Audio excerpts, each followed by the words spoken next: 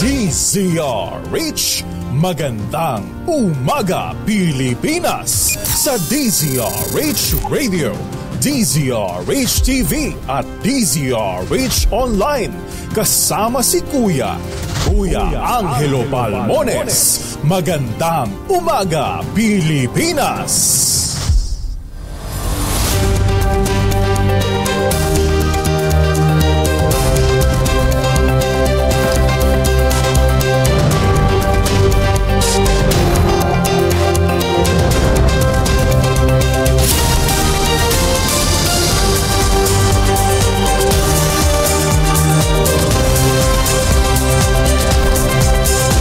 Lunes tayo ngayon. Kabilis ng panahon, June 3, 2024. Sa ulo ng ating mga balita, Bagyong Butchoy at Karina inaasahang papasok ng Philippine Area of Responsibility ngayong Hunyo. Pero yun daw pong isang sama ng panahong namataan sa labas ng PAR nalusaw na. Matagumpay na biyahe ng Pangulong BBM sa Brunei at Singapore, pinuri naman ng Kamara. Pangulong BBM nagbabala sa China, Act of War. Pag may namatay na Pinoy sa West Philippine Sea. 50% ng mga Pinoy pabor sa diborsyo ayon sa survey ng SWS. Paggamit ng vape mas mapanganib kaysa sigarilyo ayon naman sa Department of Health. 2 araw na tigil pasada, arangkada na ngayon sa Iloilo City. Bacolod City naman nakapagtala ng 5 bagong kaso ng COVID-19 varianta. Bagong balita, bagong impormasyon. Kasama si Kuya Angelo Palmones. Magandang umaga, Pilipinas! Kasama natin ang buong radyo natin FM nationwide, ang ating mga action radio station sa Luzon, Visayas at Mindanao. 91.7 BNFM Radio sa Cebu at 94.3 FM sa Jensan. Sa detalye ng ating mga balita, 1 hanggang 2 bagyo ang inaasahang papasok sa Philippine Area of Responsibility ngayong Hunyo. Ayon sa Pag-asa, kapag pumasok sa PAR ang 2 bagyo, tatawagin sila sa pangalang Butchoy at Karina. Samantala humina naman, naging low pressure area na lamang ang bagyong minomonitor ng Pag-asa na nasa labas pa ng Philippine Area of Responsibility. Sinabi ni Grace Castañeda, walang direktang epekto sa bansang nasabing LPA. Ang easterly sa mainit na hangin mula naman sa Pacific Ocean ang makakaapekto sa eastern portion ng southern Visayas at ng Mindanao. Bagamat panahon na ng tagulan, asahan pa rin ang malinsangang panahon sa malaking bahagi ng bansa ngayong Lunes. Patay po sa pagtaya ng Pag-asa, 44 na lugar pa rin ang makararanas ng Danger Heat Index na mula 42 hanggang 48 degrees Celsius.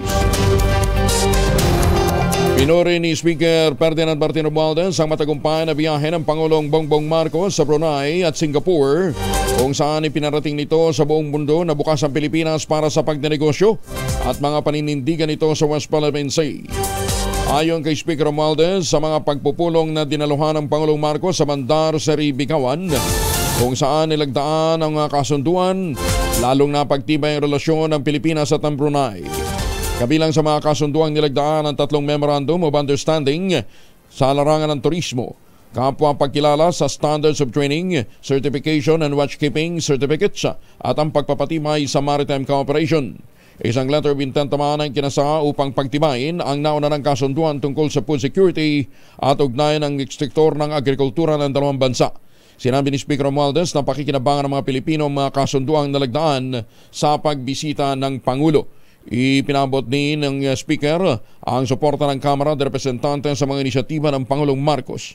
Nagsagawa rin ang Philippine Business Forum ng paglagda sa isang MOU sa pagitan ng Asian Business Advisory Council, Philippines at ng Brunei, gayon din ang National Chamber of Commerce and Industry Brunei, Darussalam at Philippine Chamber of Commerce and Industry o PCCI. Nagbabala naman ang Pangulong Bongbong Marcos sa China. Huwag lalagpas sa red line sa gitna ng mataas na tensyon ng West Philippine Sea. Sa Philippine Summit sa Singapore, sinabi ng Pangulong Marcos, ituturing na act of war ng Pilipinas oras na may mamatay na Pinoy sa harassment ng China, militar man o sibilyan. Kapag nangyari ito, tutuganan niya ang gobyerno ng naaayon, katuwang ang mga security ally ng Pilipinas. Muling idiniin ng Pangulo na patuloy niyang ipinaglalaban ang soberenya ng bansa hanggang sa pinakahuling square millimeter.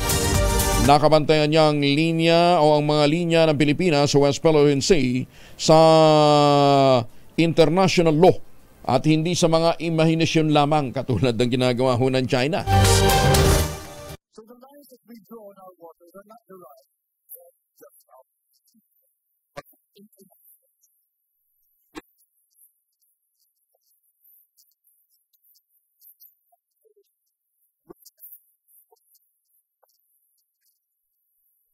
In this solid footing to our clear moral ascendancy, we find the strength to do whatever it takes to protect us from the north, to the last, to the last, to the human.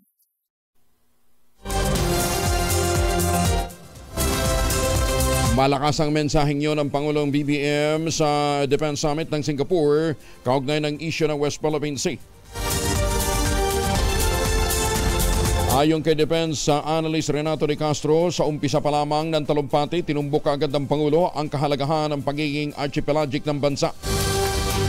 Nasapol din ng Pangulong Marcos ang isyu ng pagiging magkaribal ng Amerika at China kung ano ang epekto nito sa Indo-Pacific region.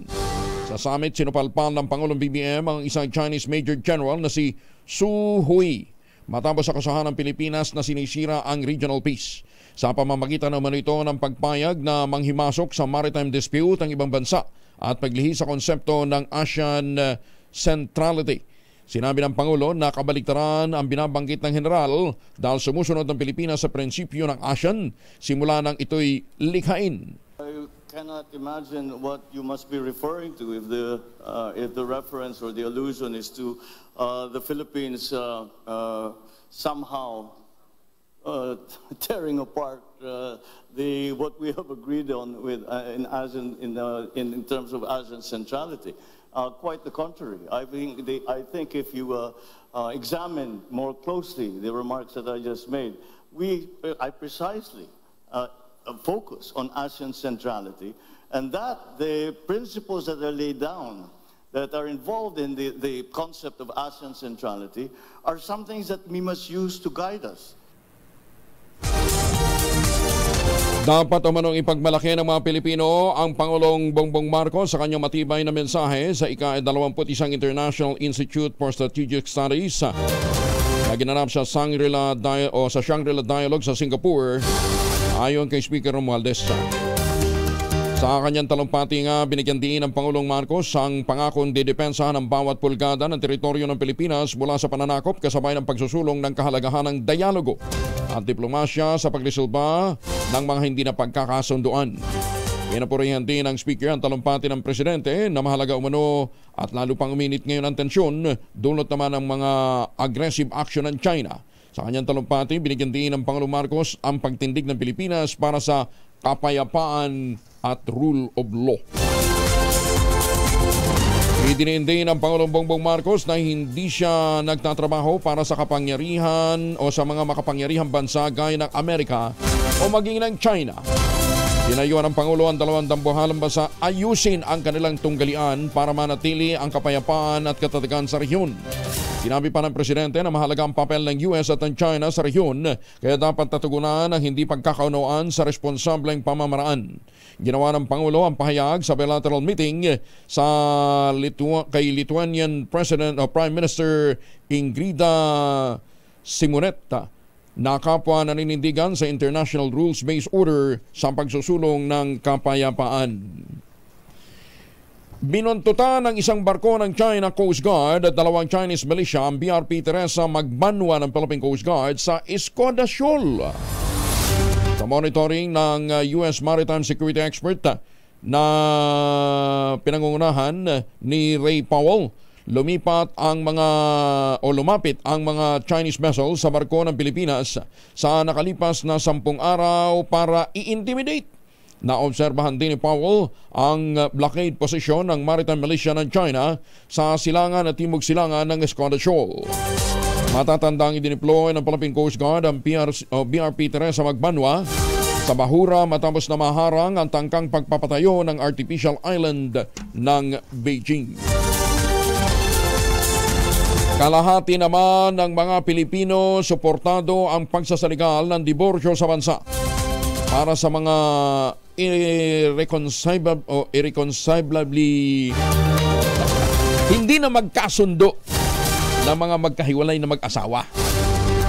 Sa survey ng Social Weather Station, mula March 21 hanggang 25, 50% ang pabor sa panukalang absolute divorce, 31% naman ang tutol, habang 17% ang undecided.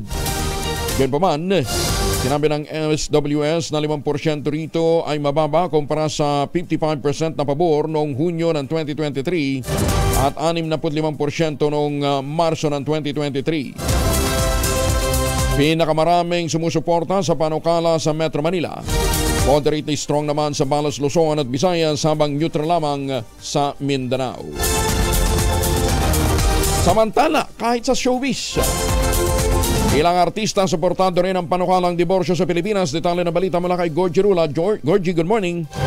Very vocal ang ilan sa mga artista sa pagsang-ayon na ipasa na ng ating mga mambabatas ang divorce law. Marami sa kanila ay halos magkakapareho ang hinaing sa kanilang failed marriages, kaya sana raw ay ipasa na ito ng ating mga mambabatas. Karamihan pa naman daw sa mga Senado ay mga artista, kaya sana raw ay mapagbigyan sila. Hetong isa sa pakiusap ng character actress na si Kai Cortez. Isa po ako sa mga mahal nating senador. Tulungan niyo po kaming mga wala na. Yan ang pahayag ni Kai Cortez.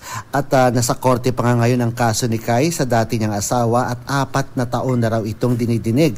Kaya malaking tulong daw sana sa kanila kung mapagbigyan silang magkaroon na nga ng diborsyo sa ating bansa. Mula sa kauna-unahan sa Pilipinas, DZRH, ito po si Gorgie Rula, tuloy-tuloy sa pagbabalita, tuloy-tuloy sa serbisyo, sama-sama tayo Pilipino. Bagong balita, bagong impormasyon, kasama si Kuyang Angelo Palmones. Magandang umaga, Pilipinas!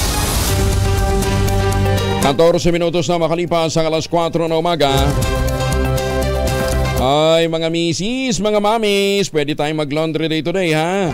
Kunot no ka ba kapag makapit, marikit at malupit ang bantya? All you need is Pride. At mapahirapan ang self-con sa Pride is at worry-free naman ang laundry sa triple stain away formula. Tanggal ang matitinding bantya based on test sa chocolate, mud, and sebon on cotton. Gawa po ito ng ACS. Mas matindi ang banta sa kalusugan ng vape kumpara sa sigarilyo. Sinabi ni Department of Health spokesperson, Assistant Secretary Albert Domingo, mas mahirap malaman kung gaano kadami ang nicotine na pumapasok sa katawan ng isang gumagamit ng vape. Ito'y dahil walang standard amount ng nicotine ang nilalagay sa isang pod ng vape. Kadalasan umaabot ito ng 65 milligrams o mas malaki pa sa 10 to 20 milligrams ng sigarilyo. Yung ating sigarilyo, typically, mga 10 to 20 milligrams per milliliter ang bilang. Sabihin na natin 10 to 20.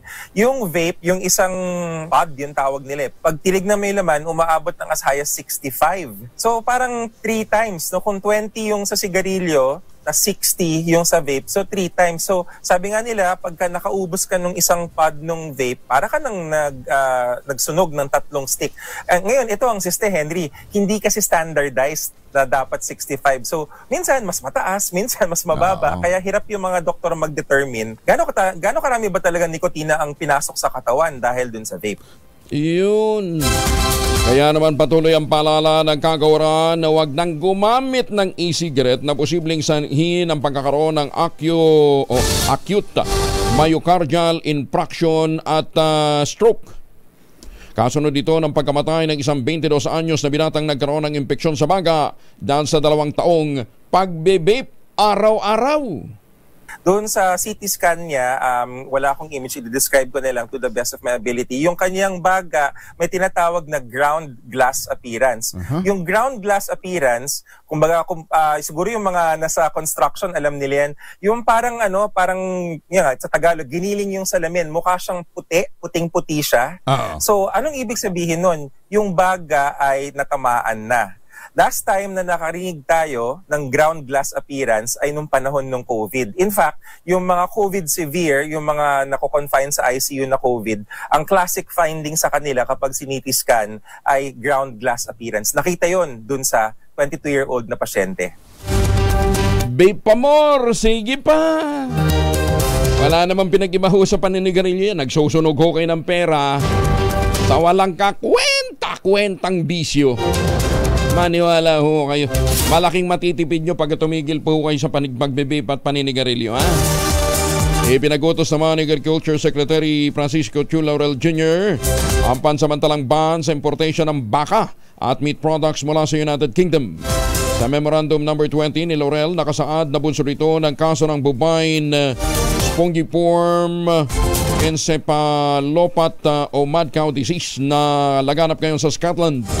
Saklaw ng ban ng mga produkto mula karne ng baka, bovine processed animal protein at semilya ng baka. Papayagan namang makapasok ang shipment ng kasalukuyang mga biyaheng inaikarga o naipasok na sa mga daungan basta't masigurong kinatay o ginawa ang mga ito bago ang April 10, 2024. Ayon kay Laurel, ang mad cow disease ay maaaring magdulot ng nakamamatay na nerve damage sa baka. Maaari na niyang humina ang livestock industry ng Pilipinas at makompromiso pa ang kaligtasan ng pagkain kung makakapasok ito sa bansa. Bumuo naman si Agriculture Secretary Francisco Chu Laurel Jr. ng Technical Working Group para lisinang balakid sa hindi binubuwisang mga agricultural imports. Itinalaga ni Laurel si Undersecretary Asis Perez para pamunuan ang Technical Working Group at gawing mas madali para sa mga importer na makakuha ng lisensya o ma-exempt sa ang mga lisensyadong importer sa pagsusumite ng registration requirements. Kabilang sa direktiba ng kalihim sa TWG ang pagkonsulta sa Committee on Tariff and Related Matters ng National Economic and Development Authority upang payagan ang importation ng ilang agri-products. Ito'y kahit lagpas na sa pinapayagang dami sa ilalim ng minimum access volume o kaya bawasan o dili kaya ay alisin ang mga bayaring administratibo ukol sa mga nabanggit na importasyon. Pinapagawa rin ni Laurel na simple at madali ang proseso at mga requirement para sa pag-i-issue ng sanitary at phytosanitary permit na kailangan para sa importation ng mga produktong agrikultural. Pagpapatupad ng mga hakbang upang mapabuti ang logistic, transport, distribution at pag-iimbak ng imported na mga produktong pang-agrikultura. Silipin muna natin ang pamilihang bayan ng Bagong Paranaque. Nandun si Noche Kaka sa RH27. Noche, good morning. Mayong buntag, Kuya Angel, ngayong Monday morning, ang presyo ng manok dito sa pamilihang bayan ng Bagong Paranaque nasa 190 ang kilo, habang yung kasim, Kuya Angel, ay nasa 340 pa rin ang kilo. Yung lempo naman 380, habang ang baka yung laman 460 ang kilo. Puntahan naman natin ang gulay, katulad ng sibuyas sa pula, nasa 90 pa rin ang kilo. Ang sibuyas na puti, 80 pesos. Ang luya, 220 ang kilo, habang ang okra, 90 pesos. Isama na rin natin yung kalamansi, 130 ang talong, 70 ang kilo. Yung repolyo naman, 60, habang ang patatas, 110 ang kilo. Kamatis 50 at ang bawang 150 ang kilo. Punta naman natin yung isda ay nasa 240 pa rin ang presyo ng bangus. Habang yung tilapia 150, galunggong 240, tulingan 200, habang ang pusit nasa 480 pa rin ang kilo. Sa mga magkakape naman ngayong umaga, katulad ni Tatamon Samson, ang refined sugar nasa 90 ang kilo, yung was at brown nasa 80 pa rin ang kilo. So yan ang presyo ng ilang pangunahing bilihin ngayong Monday morning dito sa pamilihang bayan ng Bagong Paranaque. Mula sa kanunan sa Pilipinas, sa DCRH, ako si Noche Kakasutuloy sa pagbabalita, tuloy-tuloy serbisyo, sama-sama tayo, Pilipino. Dagang salamat, Noche. Magandang umaga, Pilipinas! Magandang umaga din po sa mga Pilipino dyan po sa San Diego, California, ha? Si Kuya Jun at saka si Ate Loy, maagang nakatutok po sa atin, at saka si Kuya Manny at saka si Ma'am Cora. Yan, ha? Umapela si Senator Bongo sa pamahalaan at iba pang mga stakeholders na dagdagan pang suportang pinansyal para sa mga Pinoy athlete na sasabak naman sa nalalapit na 2024 Summer Olympic Games na gaganapin sa Paris, France. Inirekomenda ni Senator Go ang 500,000 kalahating milyong pisong financial assistance sa bawat manlalaro. 13 na so para ang nag-qualify para sa Paris Olympics. Gaganapin July 26 hanggang August 11. Iginit ni Senator Go na nangangailangan ng buong suporta ang ating mga atleta na makapasok na nakapasok na sa Olympics. At ang nasabing tulong pinansyal ay gagamitin sa kanilang pagsasanay at iba pang pangangailangan. Sinabi pa ng Senador, halagang mabigyan po ng karampatang suporta ang mga atleta para makapag-focus sila sa kanilang pagsasanay bago ang pagsisimula ng kompetisyon. Higit sa 11,000 mga atleta mula sa mahigit 200 bansa ang sasabak sa 32 iba't ibang sports o sporting events sa Olympics. Chinese national nagnakaw ng salaset. Nako, salaset ang tinangay. Sa Baguio City, sinampahan na ng kaso. Detalye mula kay Romy Gonzalez, Irish 41. Naimbag na bigat, Romy. Habang pinagpipilitan ng kanilang gobyerno na pag-aangkin nila ang West Philippine Sea, 3 Chinese nationals ang inakusahan na pagbebenta ng hindi nila pagmamayari sa Baguio City. Harap sa kasong kriminal ang 3 estudyante mula sa China matapos magreklamo ang kanilang landlord pagkatapos nilang ibenta ang sala set sa inuupahan nilang apartment unit sa Lower Brookside, Baguio City. Kasong pagnanakaw ang isasampa ng landlord laban sa mga Chinese na sinasabing may pahintulot sila mula sa dating may-ari ng apartment para ibenta ang sala set. Nakilala ang mga Chinese nationals na sina Chen Lijun, 27, Xiang Xiaotao, 25, at Chen Yang Chen, 22 anyos. Nabatid sa police report na isa sa mga nangungupahan ang nagsumbong sa landlord na inilalabas umano ng mga estudyanteng inchik ang sala set ibinenta umano sa kanila. Kaya sila kinumpronta. Ganyan pinagpilitan nila na may kasunduan sila sa dating may-ari ng apartment na pwede nila ibenta ang mga gamit sa loob ng kanilang apartment. Kaya naman ipinursigi ng landlord ang kaso laban sa 3 dayuhan.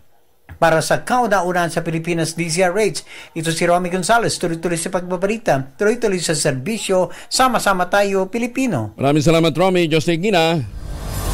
39 anyos na lalaki naman nalunod sa Bagak, Bataan. Detalye ng balita mula kay Danny Kumilang, RH37. Danny, good morning. Patuloy ang panawagan ng lokal na pamahalaan sa lalawigan ng Bataan sa mga gustong mag-outing at mga mag-a-outing pa na laging mag-iingat palagi sa pagligo sa mga beach resort sa dagat sa lalawigan ng Bataan dahil isang lalaki ang napaulat na minalas na nalunod sa laki ng alon sa dagat dito lamang weekend. Ayon sa report ng Bagak PNP, isang 39 anyos na lalaki na taga South Signal, Taguig City na kinilala ito sa pangalan na Ronlando Vasquez ang minalas na nalunod sa Danlim Beach Resort sa sitio Old Jaysaim, Bagak, Bataan. Lumangoy umano ito sa dagat at ilang sandali pa dahil sa malakas na agos ay biglang hinampas ng malakas na alon ang biktima at naanod pabalik sa mas malalim na bahagi ng tubig. Kinabukasan na umano ito nakitang lumulutang at wala ng buhay. Matatanda na pawang mga napapaulat na nalulunod sa Bataan ay pawang mga dumarayo lamang palagi para mag-outing dito sa Bataan. Ang labi ng biktima ay nauwi na ito sa kanilang tahanan sa Taguig at doon ay nagdadalamhati ang kanyang mga kaanak. Mula sa kauna-unahan sa Pilipinas, DZRH, ito si Danny Kumilang. Tuloy-tuloy sa pagbabalita, tuloy-tuloy sa serbisyo. Sama-sama tayo, Pilipino! Maraming salamat, Danny. May paabak kay kayungan sa ating mga kababayan dyan po naman sa Pampanga. Kasado na 2 araw na transport strike ng ilang mga tsuper sa Iloilo City simula ngayong araw ayon kay Elmer Foro, regional leader ng grupo ng mga tsuper sa lungsod. Ito ay bilang pagprotesta sa modernization program ng pamahalaan. Lalahukan ng naturang tigil pasada ng mga driver at mga operator ng First Town Jeepneys, kabilang ang mga bumabaybay sa ilang ruta sa mga bayan ng Liganes, Pabia at Oton. Ayon kay Poro, wala namang masama sa planong modernization pero hindi pa niya sila handa sa ngayon. Ang Iloilo City ang sana'y unang local government unit sa buong bansa na makapagpapatupad ng Local Public Transport Route Plan noong Hunyo ng 2022. Pero ipinatupad umano ang LPTRP nang walang maayos na konsultasyon sa mga driver at mga operator pati na sa riding public.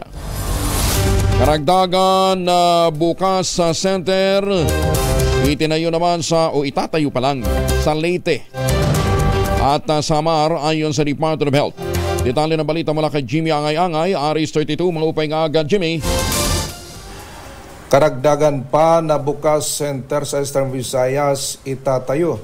Ito ang sinabi ni DOH Regional Information Officer Jillian Lopez Malabago. Bagong urgent care and ambulatory service o bukas ang unang pinasinayaan sa bayan ng Villaba, Leyte at Tolosa, Leyte na nakapagserbisyo sa kalusugan ng mga residente. May mga espesyalista na mga doktor mula sa Eastern Visayas Medical Center Tacloban. Bukas ito sa araw ng Lunes hanggang Biyernes. Libre ang general check-up blood chem na ibibigay ng bukas center. Target ng DOH na may 10 pang bukas center na itayo sa Eastern Visayas na dahan-dahan itatayo at pinag-aaralan pa ngayon kung saan na mga lugar. Mula sa Action Radio Tacloban, ito si R32 Jimmy Angay-Angay. Tuloy-tuloy sa babalita, tuloy-tuloy sa serbisyo. Sama-sama tayo, Pilipino. Daghang salamat, Jimmy. Nagbabala naman ang alkalde ng Bacolod City laban sa bagong COVID-19 variant na kumakalat sa lugar. Tinukoy ni Mayor Albi Benitez ang datos mula sa City Health Office na nakapagtala ng 5 bagong kaso ng COVID-19 sa lungsod mula May 20. Yan pa man, sinabi ng lokal na pamahalaan na under monitoring pa ang naturang variant at nagsasagawa pa rin ng close surveillance sa pagkalat nito sa Bacolod at iba pang mga lugar. Bunsod nito, sinabi ng City Health Office, bantayang maigi ang mga kasama sa bahay na immunocompromised, mga senior citizen o mga maliliit na bata, at kung maaari ay pagsuotin ang mga ito ng face mask kapag nasa labas na ng bahay. Tumaas naman ang bilang ng mild cases ng COVID-19 sa mga ospital sa Pilipinas batay sa ulat ng Private Hospital Association of the Philippines o PAPI. Ayon kay Dr. Jose Rene de Grano, ang Pangulo ng PAPI umakyat ng 10 hanggang 15% ang kaso, ngunit lahat ito ay manageable dahil mild lang naman ang pinapakitang sintomas. Sinabi pa ni de Grano, kadalasan sa mga pasyente na may COVID ay mga outpatient na nagpositibo sa rapid antigen test. Kapansin-pansin din na niya na karamihan sa mga nagpositibo sa COVID ngayon ay walang booster doses. I-turn over na ng Department of Health ang bagong ambulansya para naman sa mga komunidad ng Tanawan City at Talitagtag sa Batangas, gayon din sa Luisiana sa Laguna. Sa pakikipagtulungan ni Senator Bongo bilang Chairman ng Senate Committee on Health at Vice Chair ng Senate Committee on Finance. Ginanap ang turnover ceremony sa Tanawan Institute na personal na dinaluhan ni Senador Go, adopted dito ng Calabarzon Region. Binigyan din pa ng mababatas na mahalaga ang ugnayan sa pagitan ng accessibility at economic resilience ng rehiyon. Ayon kay Senator Go, ang pag-access sa healthcare ay isang pangunahing karapatan at ito rin ang pundasyon ng katatagan ng ekonomiya. Sa pamamagitan niya ng pagtiyak na ang ating mga komunidad ay may kinakailangang health resources tulad ng mga ambulansya, nagtatakda ito ng mas matatag na pundasyon sa recovery and growth o ang paglago ng isang komunidad. Alas 4:30 ang oras sa buong Kapuluano'y mga misis. Amoy araw ba si Bonso pag-uwi galing ng eskwela? Abay dahil yan sa germs sa katawan nila para labanan ang amoy araw, tumoy pawis, gumamit ng Shield Bath Soap regularly.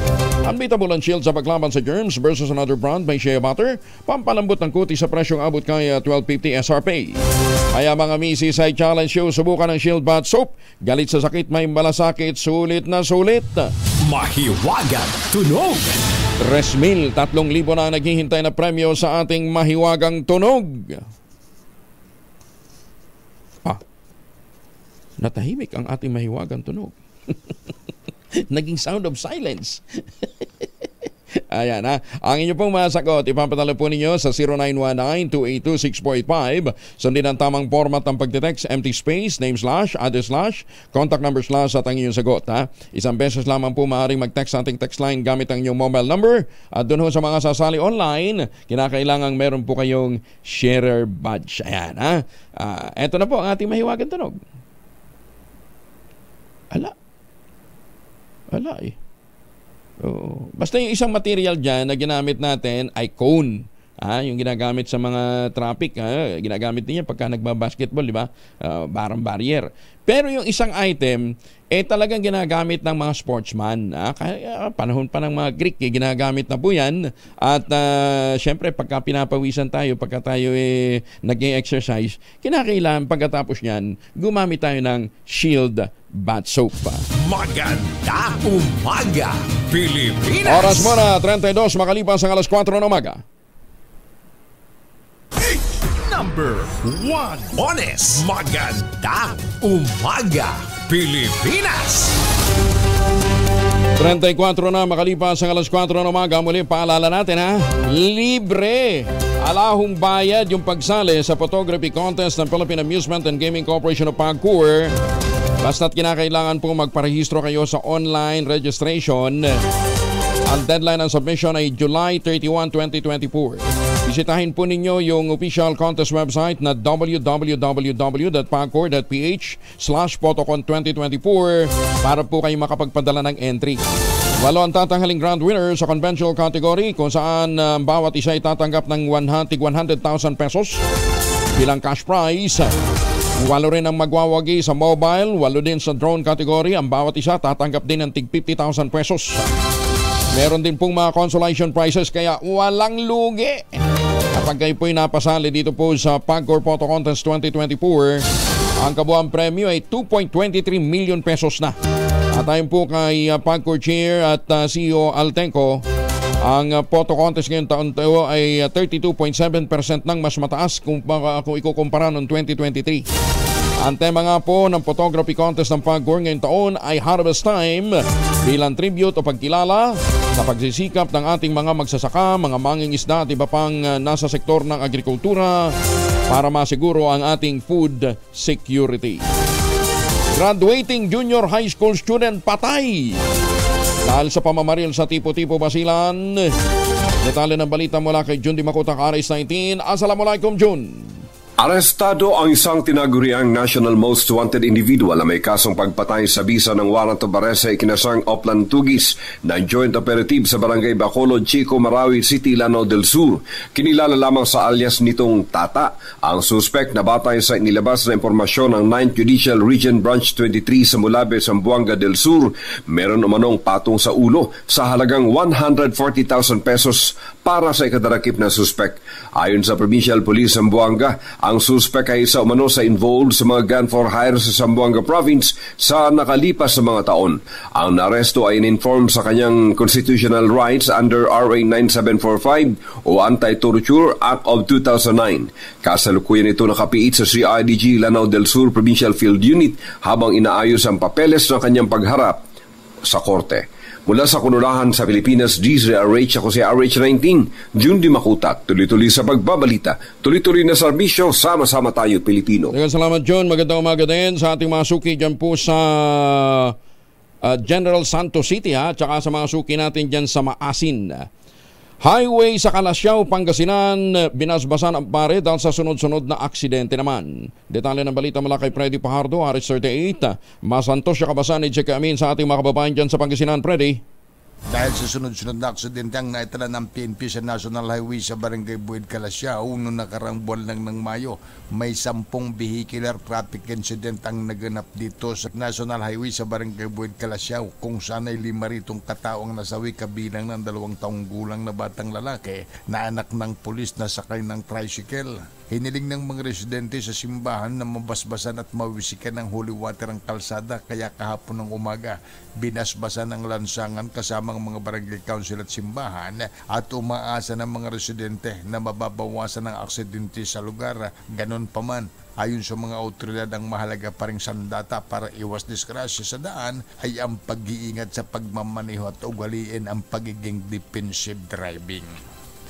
Mula sa Action Radio Pangasinan, ito si Freddy Pajardo. Tuloy-tuloy sa pagbabalita, tuloy-tuloy sa serbisyo. Sama-sama tayo, Pilipino. Maraming salamat, Freddy. Maganda umaga, Pilipinas! 38 na makalipas ang alas 4 ng umaga. Dalawa po ang formulation ng family alcohol na pwede natin bayunin. Proteksyon ng pamilya laban po sa mikrobyo. Yung family 70% isopropyl alcohol, especially prepared for clinics, hospital, pharmacies, laboratories, pero okay na okay din po yan sa mga households. Very effective po yan sa disinfection at sterilization. Ganyan ang bagsik ng family, 70% isopropyl alcohol. Maghapon man natin gamitin, no problem. Hindi po manunuyo ang ating mga kamay dahil meron po itong moisturizer. Yun namang mabangong family rubbing compound improve alcohol. Aba, yan po yung mabangong isopropyl alcohol na ginagamit po ng mga masahista, mga doktor, mga nurse, mga kumadrona, mga barbero for sponge baiting and other cleansing purposes. Family rubbing alcohol, parang DCRH subok na sa mahabang panahon, mabibili sa namang butik at convenience stores nationwide. Family rubbing alcohol, hindi lang pampamilya, pang sports pa.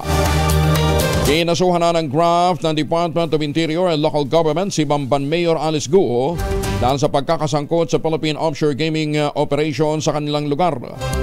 Ayon kay DILG Undersecretary Juan Victor Llamas, ang kaso isinampa sa Office of the Ombudsman noon pang May 24. Nagugat ito sa pagbibigay ng permit sa Hongsheng Gaming Technology Incorporated, bagamat hindi kompleto ang sinamiting requirements ng kumpanya at pagkakaroon pala ng expired na lisensya mula sa PAGCOR. Naniniwala ang DILG na ang kasong isinampa laban kay Mayor Guo ay maaaring magdulot ng preventive suspension na ang nasyonalidad nitong si Guo ay kini-question pa rin. Iniuugnay pa rin ito sa operasyon ng Pogo dyan po sa Tarlac.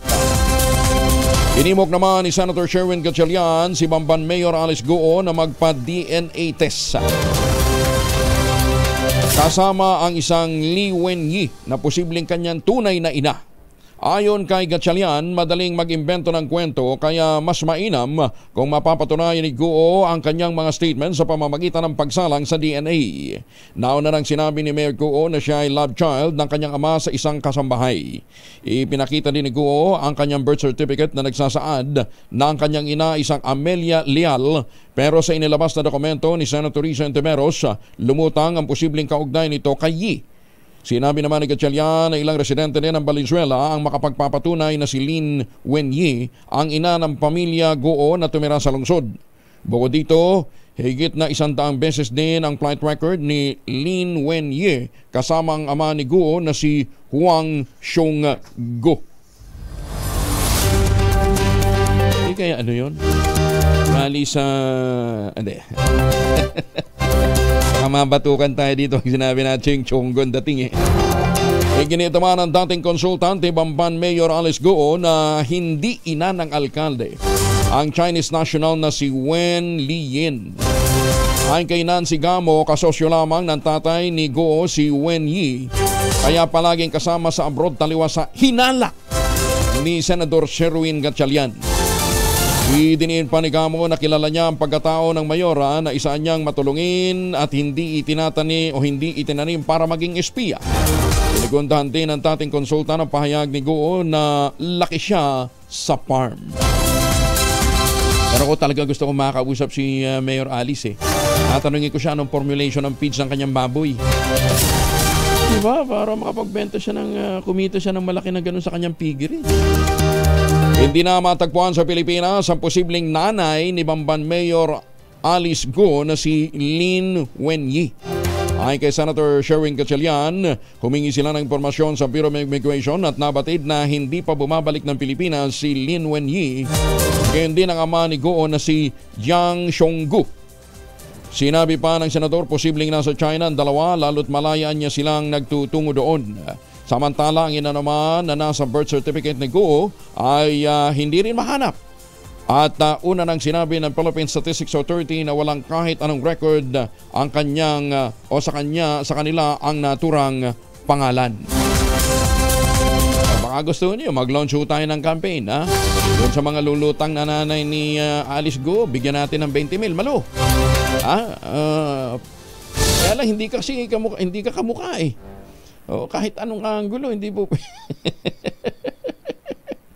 Executive session sa nagpapatuloy na investigasyon ng Senado hinggil sa Pogo tuloy. Ayon naman kay Senator Sherwin Gatchalian. Detalye na balita mula kay Raymond Edpaz, RH28. Raymond, good morning. Kasado na ang gagawing executive o closed-door meeting para sa questionabling operasyon ng Pogo sa Bambantarlac. Ayon kay Senador Sherwin Gatchalian, mismong ahensya ng pamahalaan ang humiling ng executive session dahil nagpapatuloy pa ang kanilang ginagawang investigasyon maliban pa sa isa itong usapin ng national security na hindi agad na iparirinig sa publiko ang mga pinag-uusapan. Nakatakdang executive session sa araw ng Miyerkules, June 5 at susundan ito ng isa pang public hearing. Una nito hiniling ni Gatchalian na sumalang sa DNA test si Mayor Alice Goong, ang kanyang pinaniniwalaang ina na si Lin Wenyi at ama na si Go Zhangzong. Bagamat sa impormasyon na kanilang nakuha mula sa Bureau of Immigration, ay umalis na ng bansa sina Lin at Zhang. Para sa kauna-unahan sa Pilipinas, DZRH, ito si Raymond Adpaas, tuloy-tuloy sa pagbabalita, tuloy-tuloy sa serbisyo, sama-sama tayo, Pilipinas. Maraming salamat, Raymond. Ay, susme.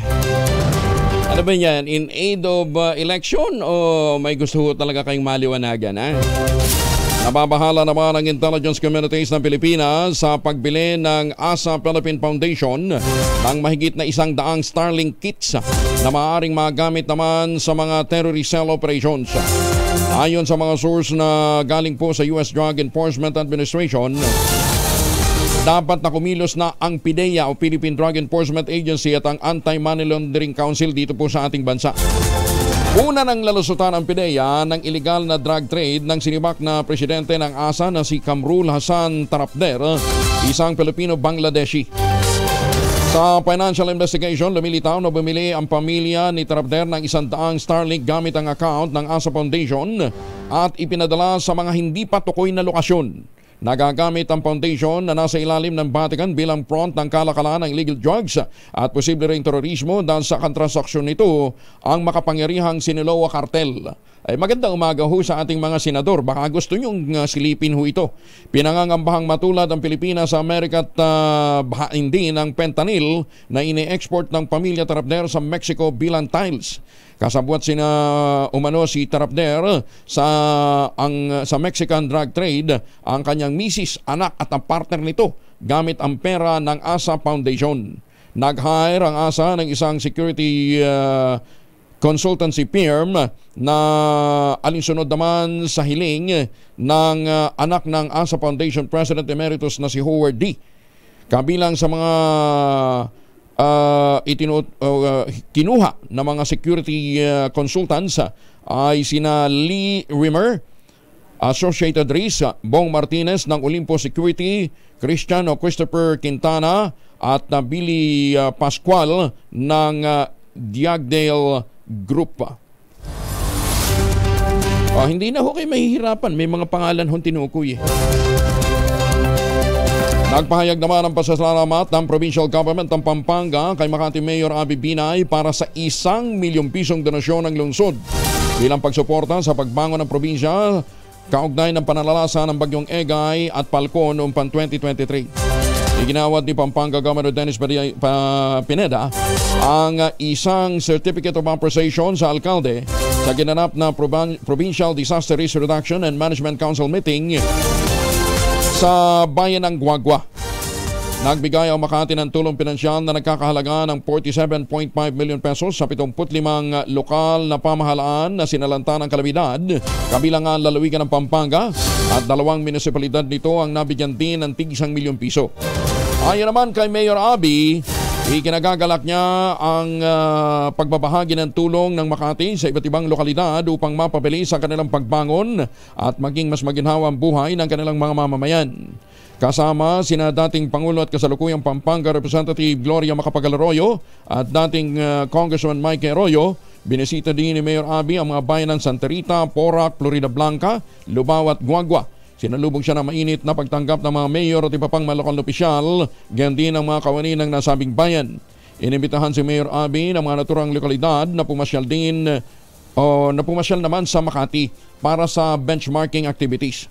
Sa harap niya ng komplikado at tumitinding hamon ng climate change, kailangan nilang mga local leaders na magkaisa, magtulungan upang maitaguyod ang mas matatag at masaganang kinabukasan para sa bayan. 48 na makalipas ang alas 4 ng umaga. Alam mo ninyo, talaga napaka-importante ho na ang mga lokal na pamahalaan ay talagang tumitingin ho sa pangangailangan ng kanilang mga kababayan. Katulad na lamang ng ginagawa nga po ni Dr. Helen Tan dyan po sa lalawigan ng Quezon. Hinakot po yung mga planting material ng kakao galing Davao para ho maitanim sa ilalim po ng mga nyugan. Kaya ngayon, meron ho silang sariling brand ng tsokolate. Tangerine Chocolate. Yan gawang local pero taste global. Kaya bakit pa ho natin bibili? Bago pa tayo bibili ng imported na chocolate kung meron po namang tangerine chocolate na locally made pero ang lasa pang-international. Available sa 0919-095-5935. Ang tangerine chocolate po ay produkto ng mga magniniyog dyan po sa lalawigan ng Quezon. Itinanim nga po ng mga magniniyog para hindi na sila masyadong umasa sa kopra. May mahigit 10 variants po yan na available po sa tangerinechocolate.ph. I-check po ninyo nang sa gayon yan po inyong ipang regalo sa Father's Day ngayong buwan ng Hunyo. Ang sabi nga po ni Dr. Helen Tan sino bang magmamalasakit sa Pilipino kundi ang kapwa Pilipino. Maganda umaga, Pilipinas! Ayan. Pero ito ho ang isang magandang kwento. Alam ba ninyo na 7 sa bawat 10 Pilipino o 70% ng mga Pinoy nanonood ng mga piniratang pelikula o mga palabas? Ayon sa survey na sinagawa ng Asia Video Industry Association's Coalition Against Piracy, ikalawa ang Pilipinas sa buong Southeast Asia na namimirata kasunod ng 71% mula po sa Vietnam. Malalapaan niya dito ay 92% ng mga Pinoy na uunawaan naman na maaaring magdulot ng negatibong kahinatnan gaya ng malware risk at job loss ang panonood nila ng mga pirated content. Lubos na mas mataas din ang resulta na ito sa survey kumpara sa 58% na naitala na manunood ng illegal na mga content noong 2023. Bunsod nito, sinabi ng kumpanyang Globe, dapat may sapat na itong rason upang itulak ng mga mambabatas ang pagkamyenda sa Intellectual Property Code at magtatag ng site blocking measures. Maganda umaga, Pilipinas! Kaya abala ho ang mga mambabatas ho natin kay Go. Kaya hindi ho nila napapansin yan. Oras muna sa buong kapuluan, 51 makalipas ang alas 4 ng umaga. Hello Palmones, maganda umaga, Pilipinas! 52 na makalipas ang alas 4 ng umaga ay magandang umaga po sa mga taga-Talisay, Batangas at congratulations sa mga nagtapos sa Doña Maria Laurel Platon School of Agriculture Junior High School. Ayan kinabati ho kayo ni Dr. Seni Mendoza na dumalo din bilang guest. Ayan, sabi niya legacy ito ng kanyang pamilya dito po sa Talisay, Batangas. Magandang umaga kay Mayor Seni Mendoza. Happy birthday nga pala kay Dr. Lulu Marquez. Doc Lulu nagdiwang pala ng birthday kahapon. Parang hindi natin naramdaman Nag-treat ba si Doc Lulu? Hindi. At saka happy birthday din, belated happy birthday kay Shengoy Tambalke dyan po sa Nueva Ecija. Napakagaling hong landscaper. At syempre batiin na rin natin ang belated happy birthday si Justice Leo Madraso, ang ating Deputy Court Administrator. Gandang umaga po. Ma'am Naida Amping, good morning. At saka syempre sa ating suking maagang gumising na si Justice Max.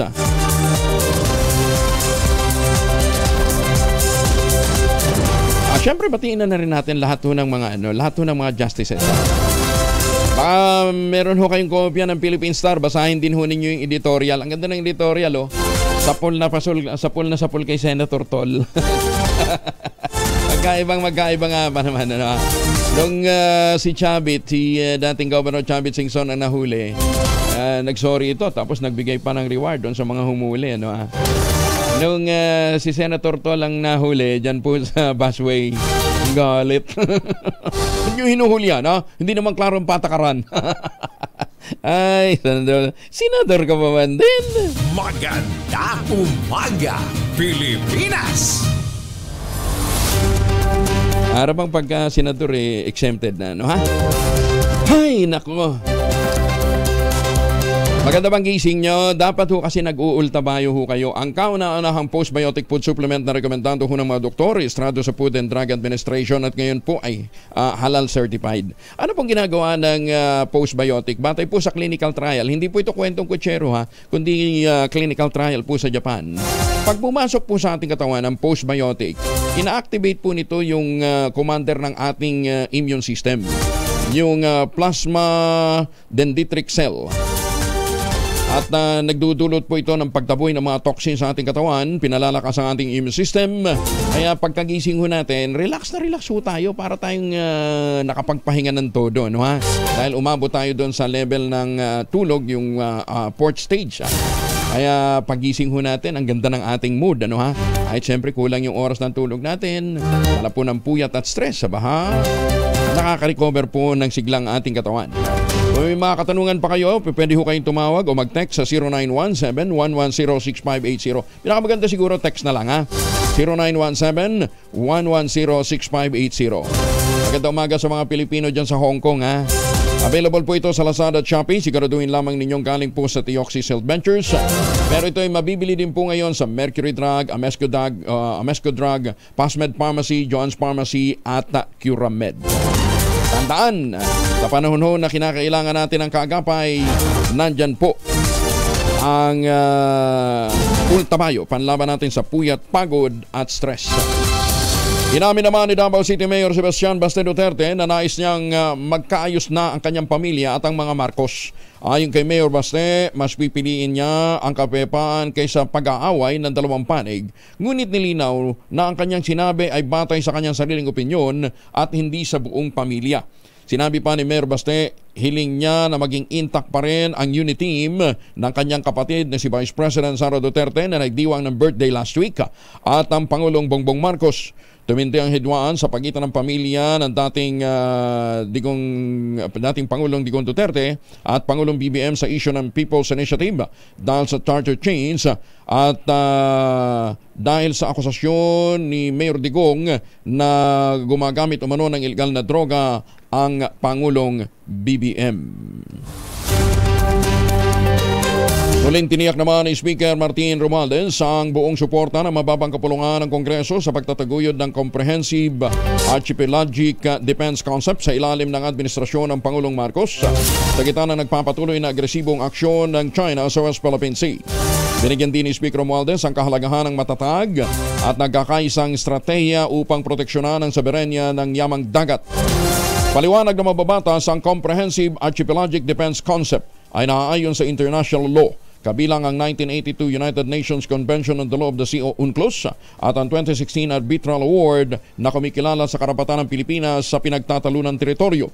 Pinagtibay din ng pinuno ng Kamara ang pagsunod ng Pilipinas sa pandaigdigang mga batas at ang mapayapang resolusyon sa mga alitan. Ganyan din ang paninindigan ng bansa sa West Philippine Sea na nakabatay sa may sinasaad ng UNCLOS na pinagtibay nga ng 2016 Arbitral Award. Kumpiyansa naman si Speaker Romualdez na darami pa mga bansang susuporta sa Pilipinas tungo sa isang mapayapa, matatag at maunlad na Indo-Pacific region. Ginawa ni Speaker Romualdez ang kanyang pahayag kasunod ng talumpati ni Pangulong BBM sa ika-21 International Institute for Strategic Studies Shangri-La Dialogue sa Singapore. Si Speaker Romualdez ay bahagi ng delegasyon ng Pangulong Marcos na lumahok sa masaysayang dialogue. Ang Pangulong BBM naman ang kauna-unahang pinuno ng Pilipinas na naging keynote speaker sa pangunahing Defense Forum sa Asia. Ang tema ng talumpati ng Pangulo, 7 Realities and 3 Constants, Addressing the Regional Security Challenges Facing Indo-Pacific, na nagbigay diin sa paninindigan ng Pilipinas tungo sa mapayapa, pagalang sa may iral na batas sa pagresolba sa mga issue sa West Philippine Sea. Nanay ng Pampanga o nanay sa Pampanga kinasuhan ng DOJ. Hindi ho ito dahil doon sa ano ha. Dahil ho sa pagbebenta ng hubad na larawan ng kanyang anak. Aba, lupit ng nanay nito. Detalye ng balita mula kay Boy Gonzales, Aris 29. Boy, good morning. Good morning, Kuya Angel. Pinagharap ng patong-patong na kasong kriminal ang isang nanay matapos siyang maaresto sa isang traffic operation dahil sa pagbebenta ng hubad na larawan ng kanyang anak sa online. Ayon sa DOJ, kasong qualified trafficking at online sexual abuse or exploitation ang isinampa sa korte ng Task Force on Women and Children and Against Trafficking in Person laban sa akusadong si Jonalyn Rivera Jordan ng Dao, Pampanga. Isang undercover ng PNP ang nagpanggap na foreigner sa isang online site kung saan doon niya nakilala ang suspect na nag-alok sa kanya ng hubad na larawan at video ng menor de edad na babae kapalit ng pagbabayad ng malaking pera. Makarang magkasundo sa preso, dito na tinanong ng undercover ang eksaktong address ng akusado na naginda naman para magsagawa ng emergency rescue operation ang mga otoridad para sagipin ng menor de edad na biktima na datang pa sa bahay ng akusado na pilit umanong pinasasayaw na hubot-ubad ng bata sa harap ng kamera na dahilan upang maaresto ang kanyang ina. Tiniyak naman ni DOJ Secretary Jesus Crispin Remulla na hindi papayag ang gobyerno na magpatuloy ang ganitong uri ng child exploitation dahil sa itinuturing itong kaaway ng Estado. Para sa kauna-una sa Pilipinas, ito si Boy Gonzales. Sama-sama tayo, Pilipino. Maraming salamat, Boy. 98,000 na mga taga-Muntinlupa naman nakatanggap ng libreng moonwalk sneaker. At iba pang school supply. Detalye mula kay Noche Kaka sa RH 27 Noche. Angel, mamimigay ang pamalaan lungsod ng Muntinlupa ng libreng rubber shoes at school supplies sa lahat ng mga mag-aaral sa pampublikong paaralan sa lungsod. Ito ay para sa mag-aaral mula sa daycare hanggang sa grade 12 students. Sa inilabas na report mula sa Muntinlupa Public Information Office, sinabi ni Mayor Rupi Biason na nakatuon umano sila sa pagsuporta sa mga mag-aaral at pagtiyak na mayroon silang mga mapagkunan na kailangan sa pagbibigay ng dekalidad na sneakers at school supplies. Layon umano nila na pagaanin ang pinansyal na pasanin sa mga pamilya at palakasin ang moral ng mga estudyante. Tinawag umano nila ng balik eskwela package kung saan naglalaman ng isang school bag, mga notebook, lapis, pad paper at isang set ng mga kayula. Bukod pa umano rito, makakatanggap rin ang mag-aaral ng kindergarten hanggang grade 6 ng asul at puting moonwalk sneakers. Habang ang mag-aaral naman sa grade 7 students hanggang grade 12 ay makakakuha ng black na rubber shoes. Ayon pa kay Biason, matatanggap na mga mag-aaral ang mga ito bago ang class opening sa July 29. Mula sa kananan sa Pilipinas, sa DCRH, ako si Noche Kakastul tuloy sa pagbabalita, tuloy-tuloy sa serbisyo, sama-sama tayo, Pilipino. Dagang salamat, Noche! Bagong balita, bagong impormasyon, kasama si Kuya Angelo Palmones. Magandang umaga, Pilipinas! 2 minuto makalipas sa alas 5 ng umaga. This time check is brought to you by Kuya Angelo Palmones. Magandang umaga, Pilipinas! Ay, mayapaba kakayungan sa ating mga kababayan dyan po sa Pampanga, sa mga taga Central Luzon. Huwag kalimutan, nandyan pa rin ho yung alok sa atin ng West Chester Realty. Pinakamura po itong ready for occupancy unit ngayon sa buong housing industry. Okay, mantakin po ninyo 5% lamang ang down payment. Pwede ka na maglipat bahay agad after ng take-out ng Pag-ibig Housing Loan. Ito pa rin ang pangarap na magkaroon ng sariling bahay sa presyong abot kaya. Makipag-ugnayan sa 0996-501-5555 o dili kaya sa 0947-434-5555. At kung ngayon ho kayo bibili dito ho sa mga proyekto ng West Chester Realty dyan sa Severa Mabalacat, Severa Bacolod at saka Samira, may chance pa kayong manalo ng report 2 sa anumang housing, sa anumang Asian destination. Ano ha? Basta maganda hong tama ninyo. Tatama kayo sa Japan, sa Taiwan, sa Singapore, sa Hong Kong o Thailand. Ha? Kung hindi pa rin siswertehin dyan, doon na lang kayo sumali sa Summer Premier Promo kung saan mananalo ho kayo ng iba pang mga bonggang prizes. Iba pang mabalita, asahan ang dagdag bawas sa presyo ng mga produktong petrolyo ngayong linggo Ang good news sa mga kumakarga ng gasolina, maglalaro sa 90 hanggang 1.10. 90 hanggang 1.10 ang inaasahang tapyas presyo sa kada litro ng gasolina. Samantala, taas presyo naman ang inaasahan sa diesel. Magkakaroon ng 40 hanggang 60 sentimos per liter na pagtataas. May nakaumang din na increase sa presyo ng kerosene, 60 hanggang 80 centavos per liter. Ayon sa Department of Energy, bunso dito ng inaasang production cut ng OPEC Plus o oil producing countries at mataas na demand ng mga nangangailangan ng diesel, lumalaking inventaryo ng gasolina sa ibang bansa, lalong-lalo na sa Amerika, kaya nagkaroon daw po ng rollback. Muling kinalampag ni Senator Amy Marcos ang Senado na imbestigahan ang data breach ng Firearms and Explosive Office o PNP. Ayon sa senadora, nakakanerbiyos na madalas natakihin ng cyber hackers ang mga ahensya ng gobyerno, lalo pat wala namang aksyon ang pambansang pulisya. Napatanong tuloy si Senator Amy Marcos kung sino ba talaga ang cybersecurity ng Pilipinas at kailangan tanggapin na lamang ang mga cyber hacking. Nababahala ang mambabatas nakasama sa nakompromisong mga datos ang mga personal na mga impormasyon ng publiko gaya ng address, bank accounts at iba pa. Nananawagan si Senator Amy Marcos sa mga opisyal ng DICT, tigilan muna ang panaybiyahe. Natumbok. Tigilan muna ang panaybiyahe at upagin ang cybersecurity issues ng Pilipinas ngayong kabi-kabila ang hacking incidents at data breach sa mga government agency. Unang sinabi ng presidential sister na unforgivable ang paulit-ulit na pagkabigo ng gobyerno na protektahan ang personal data ng publiko. Binanggit pa ni Senator Marcos ang 400,000 hacking attempts sa website ng COMELEC noong Abril at 3 milyong pagtatangka naman noong Disyembre. Inakusahan ng China Coast Guard ang matauhan ng isang Filipino vessel na nanutok daw ng baril sa iyong insyol.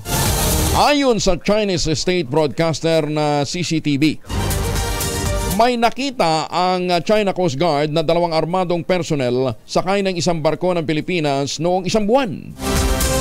Sa 29 na segundong video footage mula sa China Coast Guard, makikita ang nakamaskarang lalaking nakatayo hawak ang itim na bagay habang naglalakad naman ang isa. Matatandaan sa panayam ng DCRH sa advance team ng Atin Ito Coalition, isinumbong ng mga mangingisda na may bitbit na baril ang mga Chinese sa Scarborough Shoal kapag sumasampa sa kanilang bangka. Tapos ngayon sila nagsusumbong. Natutukan daw sila ng baril. Ay, susme. Sinadya ng Metropolitan Waterworks and Sewerage System ang ilang mga paglabag na ginagawa sa ginagawang konstruksyon ng Kaliwa Dam o Kaliwa Dam. Ayon kay Rodolfo Habiliana, Pangulo ng United Filipino Consumer and Commuters, kasunod dito ng inihaying kaso sa Ombudsman laban sa MWSS. May kaugnay nito sa iginawad ng MWSS na 12 billion peso project sa kumpanyang China Energy na binigyan ng pagpapahintulot na makausad sa proyekto kahit na kulang pa ito ng permit. Kumbinsido sa Biliana na sinadya ito ng MWSS para magkaroon ng Notice of Disallowance mula sa Commission on Audit. Kapag nangyari ito, magkakaroon ng patong sa bayarin ng mga consumer kahit wala pang ginagamit na tubig mula sa Kaliwa Dam at ito ang gagamitin nilang pondo para naman sa naturang proyekto. Ang proyekto nito ay nakapatong na sa ating mga water consumers. Yan po yung sad part. Kasi nga po, ang MWSS, wala naman po siyang kita o tubo na pinagkukunan para pondohan niya yung kanyang mga proyekto. Kung hindi, galing lamang po ito doon sa tinatawag niyang fees na nakokolekta bilang renta sa Maynila at sa Manila Water every year. Kulang na kulang po yan, yung concession fees na yan. So, naisip nila na kunin na lang ito sa water consumers dahil naipit na nga po dahil sa kanilang non-compliant doon sa mga binabanggit kong mga naunang permit na sana bago nila ibinigay yung notice to proceed ay kinumpleto muna ng MWSS yung mga kukulang permit para hindi po inabot ito. Bagong issue na naman yun, bagong angulo yun, Abiso muna sa mga motorista, may isasagawang pagkukumpuni ang Department of Public Works and Highways sa ilang pangunahing lansangan sa Quezon City. Ayon sa MMDA, nagsimula na ang road repair nitong Sabado. Magtatagal ito hanggang June 5, Miyerkules sa alas 5 ng umaga. Ang mga apektadong ruta ay Congressional Avenue, Visayas Avenue to April Extension, Congressional Avenue, EDSA in front of Sprint Auto Spa, ang Congressional Avenue fronting Spirit Auto Spa hanggang Mindanao Avenue, at Congressional Avenue, Mindanao Avenue to Visayas Avenue. Nagbigay abiso ang MMDA sa mga magbibiyahe, lalong-lalo sa mga dumadaan dito, para gumamit muna kayo ng alternatibong ruta. Magandang umaga, Pilipinas! Ano man po ang lakad ninyo ngayong araw na ito? Proteksyonan ng pamilya laban po sa mikrobyo. May dalawang formulation ng Family Alcohol na pwede nating pagpilian. Yung Family 70% isopropyl alcohol, especially prepared for clinics, hospital, pharmacies, laboratories, pero okay na okay din po yan sa mga households.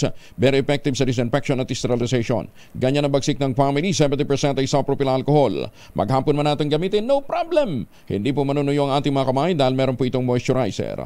Yun namang mabangong Family Rubbing Compound Improved Alcohol. Abayan ho yung mabangong isopropyl alcohol na ginagamit po ng mga masahista, mga barbero, mga doktor, mga nurse, mga komedrona for sponge baiting and other cleansing purposes. Family Rubbing Alcohol, parang TCRH, subok na sa mahabang panahon, mabibili sa namang butik at convenience stores nationwide.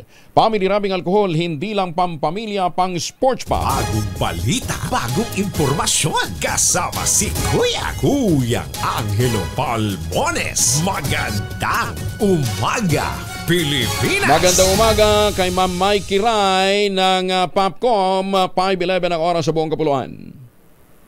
Umaga, Pilipinas! 14 na makalipas ang alas 5 ng umaga, si Ka-Obet Madrina mula sa Pag-asa. Kasama na natin, Ka-Obet. Good morning. Magandang umaga, Sir Angel. Magandang umaga sa lahat ng mga tagapakinig natin. Sa ngayon, easterlies ang nakaka-apekto sa malaking bahagi ng ating bansa.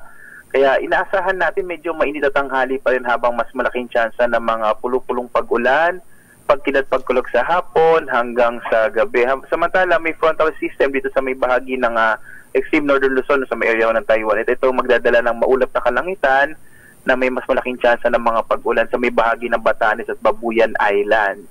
At sa ngayon nga, wala naman tayong minomonitor na low pressure area, kaya medyo maliit pa yung tsansa magkabagyo tayo at least in the next 3 days.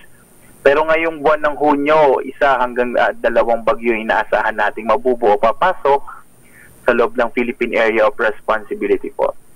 So yan po yung lagay ng ating panahon, Sir Angel, mula sa Pag-asa with the Forecasting Center. Obet Badrina, maraming salamat po. Maraming salamat si Ka-Obet Badrina mula sa Pag-asa. Yan ha, gandang gising ho natin ngayong araw na ito dahil maganda hong lagay ng panahon. Walang inaasahang bagyo. Siyempre, kinakailangan ng magandang gising natin para maganda hong sa pagsalubong natin. Lunes na Lunes, di ba? Labanan ho natin ang mga sakit na dala po ng puyat, pagod at stress. Mag-Ultabayo. Ayan, ha? Ano nga ba ang Ultabayo? Ang Ultabayo po ang kauna-unahang postbiotic food supplement na rekomendado po ng mga doktor at rehistrado sa Food and Drug Administration. Ano ginagawa po ng postbiotic? Batay po sa mga clinical trial na ginawa po ng mga Hapon. Napatunayan nila na pagpasok po sa katawan ng postbiotic, ina-activate po nito yung commander ng ating immune system, yung plasmacytoid dendritic cell, at itinataboy po yung mga toxins sa ating katawan, pinalalakas ang ating immune system. Kaya nagkakaroon tayo ng magandang tulog, sapat na lakas sa kinabukasan. Ayan, yan ho yung function ng postbiotic o ng Ultabayo pag pumapasok po sa ating katawan. Available po ito sa Lazada at Shopee at siguraduhin lamang po ninyo na galing po yan sa Theoxys Ventures. Kung meron pa ho kayong mga concern, pwede ho kayong mag-text sa 0917-110-6580. Available din po ito sa Mercury Drug sa lahat ng mga branches ho nila, sa Mesco Drug, Pasmed Pharmacy, John's Pharmacy at Curamed. Ulitin ho natin, kung may mga katanungan pa ho kayo, kung may mga concerns ho kayo, mga katanungan tungkol po sa kalusugan, kahapon po pinag-usapan tungkol ho sa lipunga, pwede ho kayong mag-text sa 0917-110-6580. Sa panahon na kinakailangan natin ng kaagapay, katuwang sa puyat, pagod at stress, nandyan po ang Ultabayo. Magandang umaga, Pilipinas! 3,000! Mahiwagang tunog! 3,000 ang naghihintay na premyo sa Mahiwagang Tunog. Ayan. Basta dalawang item po ang ating hinahanap. Giveaway na ho yung isa, cone na ginagamit, plastic cone. Yung isang item na ginamit dyan. At yung isang item po naman ay ginagamit ng sa sports. Ayan, kaya nung panahon ho ng sa Greek, panahon ho ng mga Greek, ginagamit na ho yung item, pangalawang item na ating hinahanap. Ayan, ang inyo pong mga sagot, ipapadala po ninyo sa 0919-282-6485. Sundin ang tamang format ang pagte-text, empty space, name slash, other slash, contact number slash, at ang inyong sagot. Isang beses lamang po maaaring mag-text sa ating text line gamit po ang inyong mobile number. Ngayon, pagkatapos ho ninyong mag-exercise o mag-gym, gamit po yung mga items sa ating binabanggit, mag-shower ho kayo para maalis ho yung mga dumi sa ating katawan, yung mga mikrobyo, mag-shower ho tayo gamit po ang Shield Bath Soap. Ayan. Para sa mga suki natin, alam na dis. Maganda umaga, Pilipinas! Alam nyo na kung anong sagot. Umabot naman sa 10.2 million pesos na laga ng shabu ang nasabat ng mga tauhan ng Malabon City Police sa dalawang high-value drug suspect sa lungsod. Nasa custody na ng pulisya ang mga tulak na sina alias Ian, 32 at Sean, 25. Batay sa report, isinagawa ang bypass operation dakong alas 12:30 na madaling araw sa Caico Street, Barangay Flores, kung saan nadakbang mga suspect. Nasamsam sa kanila ang mahigit 1,500 na gramo ng shabu. Naaresto itong si Ian noong pang Setyembre ng 2023 sa Nabotas sa kasong illegal drugs din. Nahuli naman itong si Sean noong 2018 sa Malabon dahil sa paglabag din sa Republic Act 9165. Nung makalaya, eto na naman, nagbenta na naman ng illegal drugs. Maganda umaga, Pilipinas! Kasama na natin si Engineer Alan Cabanlong, isa pong cybersecurity expert at dating Undersecretary o Assistant Secretary for Cybersecurity ng DICT. Engineer Cabanlong, magandang umaga po sa inyo. Magandang umaga po, Kuya Angelo, at sa mga lahat ng mga nakikinig at nanonood sa... Kayo po ang Regional Director ng ang tawag dito, International Forum of Cybersecurity Experts. Kagagaling nyo lang ng Geneva. Ano pinag-usapan doon sa Geneva? Yung mga AI for good, telecommunications, international standards, at marami-rami pang iba tungkol po sa cybersecurity at AI. Okay. And sino-sinong dumalo doon sa pulong na yon? Iba't ibang representative po ng gobyerno, ng private sector, at ng CSO, or Civil Society Group, ng buong mundo. And isa kayo sa mga nagsalita doon, isa sa mga presentor? Opo.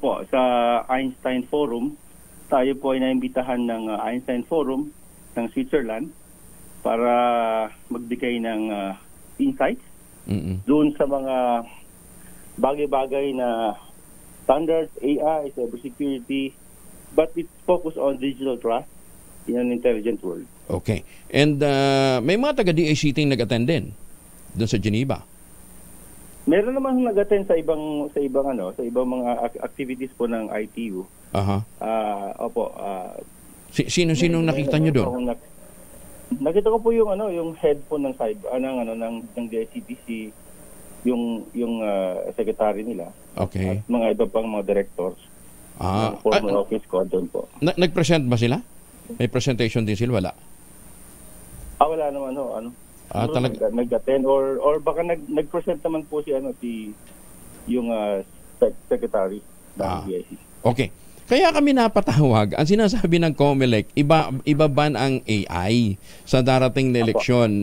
Katunayan, ang sabi nga po, paparusahan yung mga gagamit ng AI sa pangangampanya o sa eleksyon. Apo. Pwede mo bang iban? Do we have the capacity to ban in the first place? Well, policy-wise ang COMELEC ay meron po siya parang power to promulgate rules pagdating sa election. Pero ang saklaw ho niya ng pagkakaalam ko ay yung mga kandidato lang. Hindi po lahat ng citizens natin. Hindi po universal yung saklaw niyan. Making a policy is different, but implementing or enforcing the policy is also different one. Pwede po tayong managinip, moon and sun. However, paano natin ma-achieve yung moon and sun? So we have to build capacity, wala pong masamang managinip. However, dapat po tingnan natin yung capacity ng ating government, ang capacity ng tao natin. For example, if we want to propose a policy on AI na detection, deepfakes, whatever. So, dapat po handa po yung mekanismo niyan po. No? For example, yung law enforcement, handa po silang enforce yan. Meron po silang technical capability on how to track deepfakes. Or, meron po tayong coordination with social media platforms na lahat ng deepfakes or AI generated related to election, dapat matanggal nyo yan, di ba?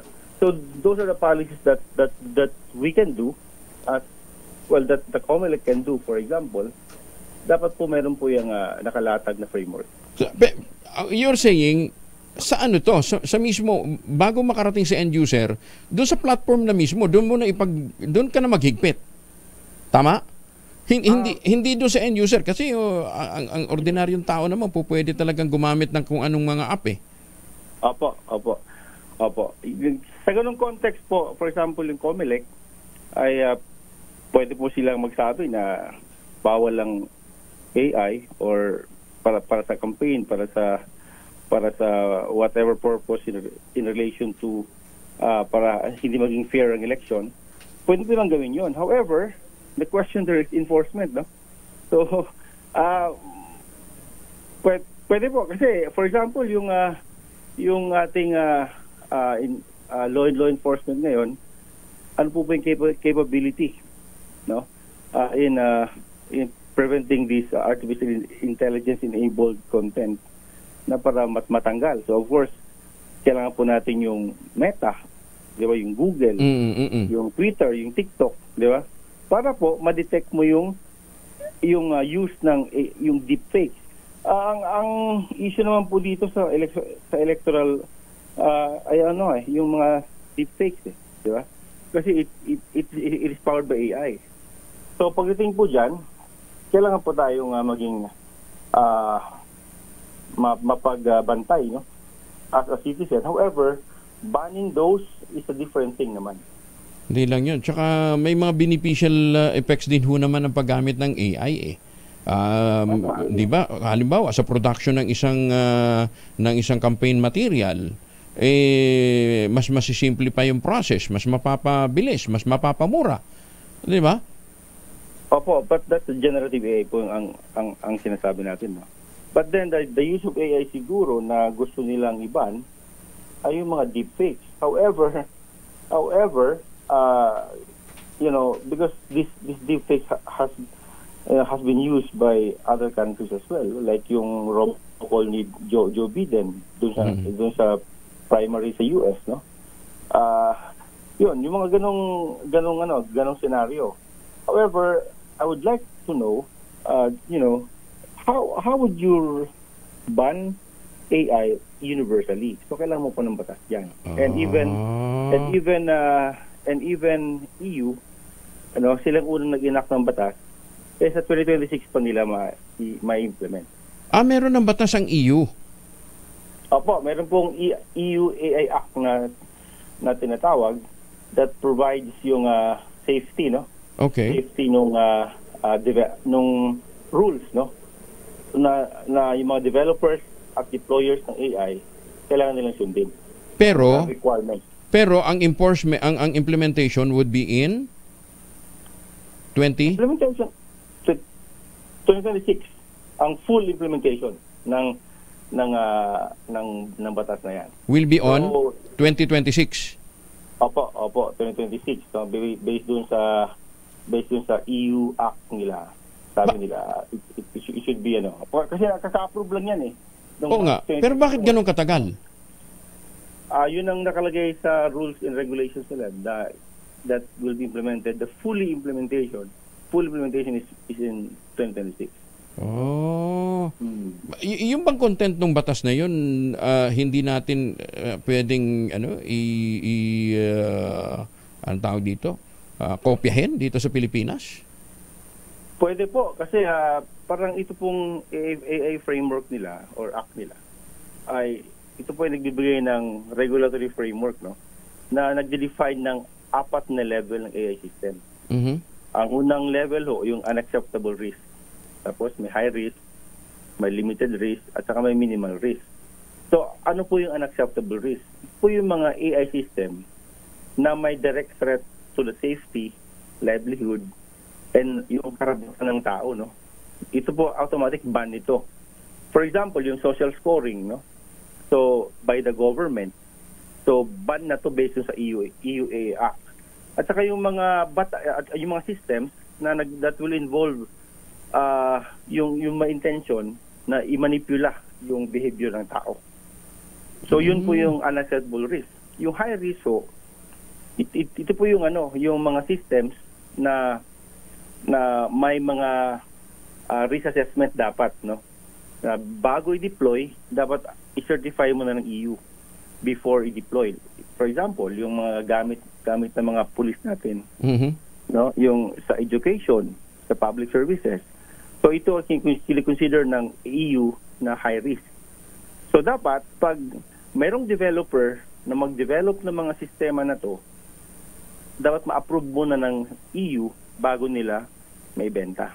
So yung limited risk naman, ito yung mga mga developers na gumagawa ng system that needs to ensure yung transparency ng system. So kailangan dapat kung mag-build ka ng AI system sa chatbots, dapat alam ng user, no, that they are interacting with the machine. So kumbaga may sistema ka. So this system is AI, ganon. So yun ang limited risk.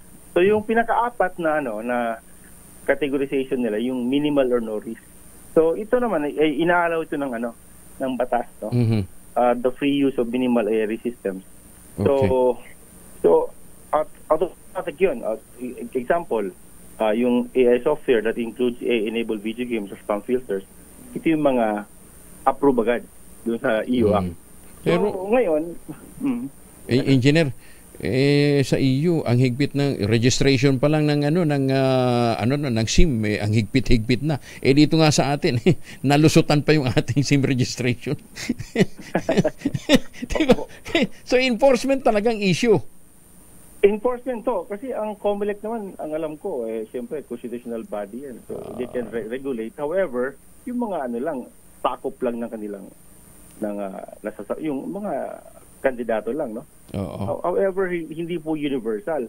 But the question there is yung effect, yung epekto kasi noon ay pag nag-ban ka ng AI, no? So ma-fulfill yun ng buong Pilipino, di ba? So that is why dapat pag-aralan na maayos, marami naman model niyan, no? Sa iba't ibang bansa. Sa EU, sa US, no? Maraming mga models tayo na pwedeng gawin.